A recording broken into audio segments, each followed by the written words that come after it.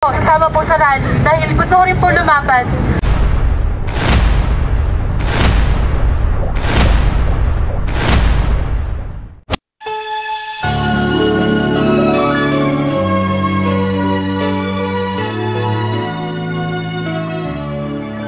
Ang bayan ko'y tanging ikaw, Pilipinas kong mahal, ang puso ko at buhay man sa iyo'y ibibigay. Tungkulin kong nagampanan na lagi kang paglingkuran, ang bayan mo'y babantayan, Pilipinas kong mahal.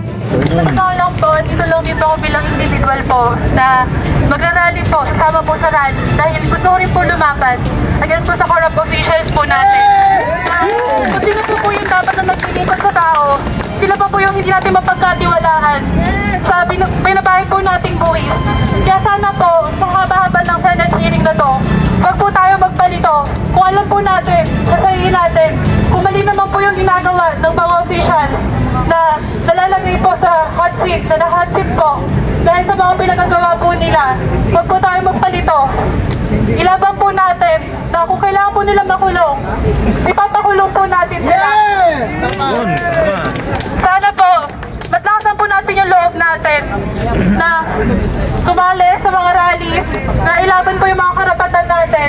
At sana po, tawagan din po natin yung mga kapamilya o kaibigan po na kakilala natin na sumama din po, na isigaw po yung karapatan nila bilang tao, bilang mamamayang Pilipino. Kailangan po, salamat. Oh, salamat. Kita magsiselfie kami. Sino pang iba? Iba pa? Sino pa? Marami pa dyan, yung palamura, maganda yan. Maganda yan, kayo ng mga politiko. Nakita natin mga kababayan ha. Isang kabataan. Sino ba? Sino ba? Kabataan. Sino ba? Sino ba? Hindi naman kailangan. Kahit na yung mga senior citizens na.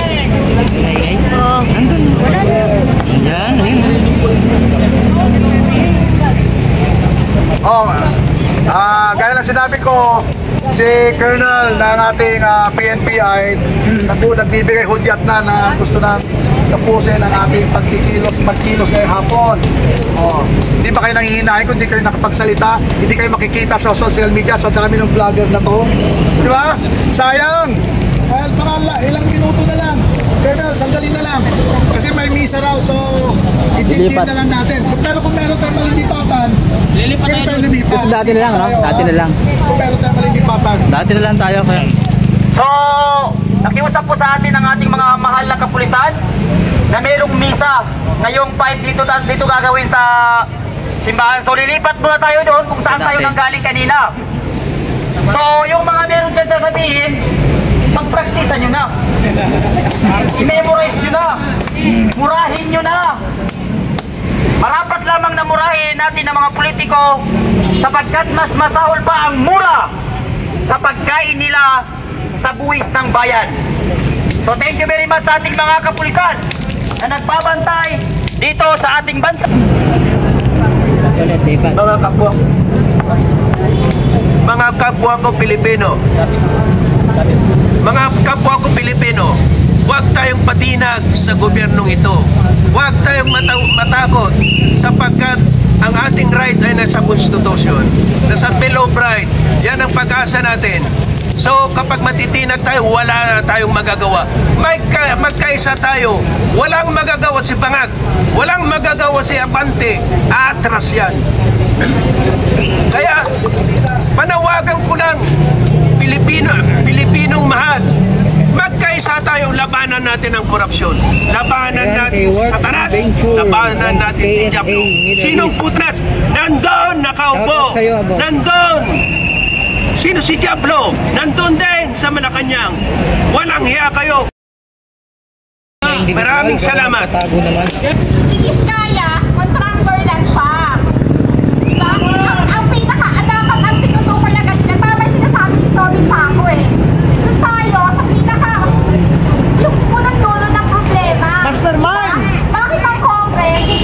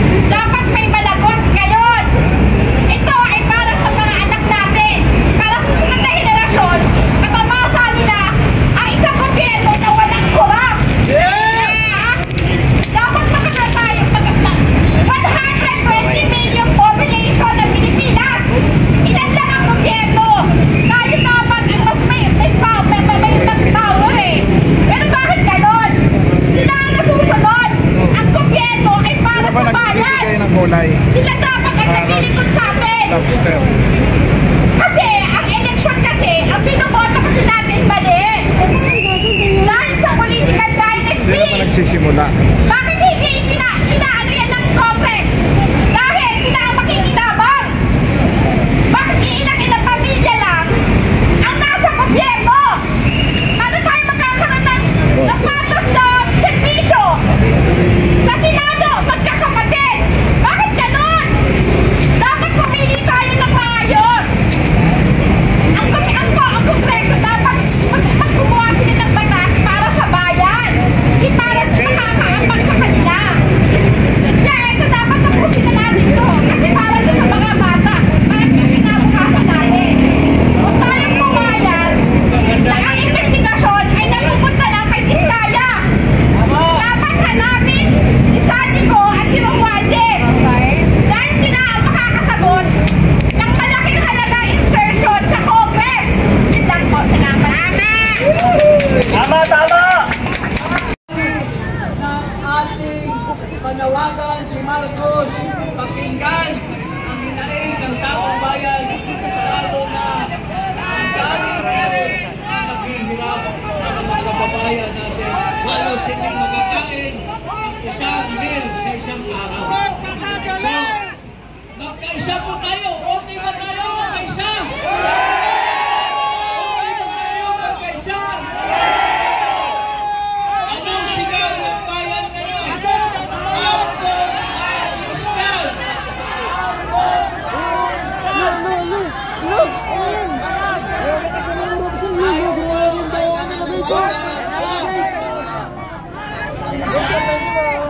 ay nananawagan magkaisa po tayo at pakinggan ang hinaing ng ating Marcos Fiscal! Okay ba?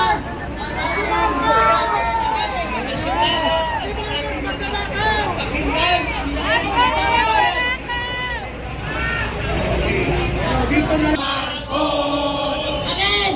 Marcos, Marcos, magnanakaw! Marcos, Marcos, magnanakaw! Marcos, Marcos, magnanakaw! Magnanakaw! Si Marcos, magnanakaw! Buhaya si Marcos! Mga kababayan, dumadami na po ang tao sa paligid ng EDSA Ortigas. Hindi na po ito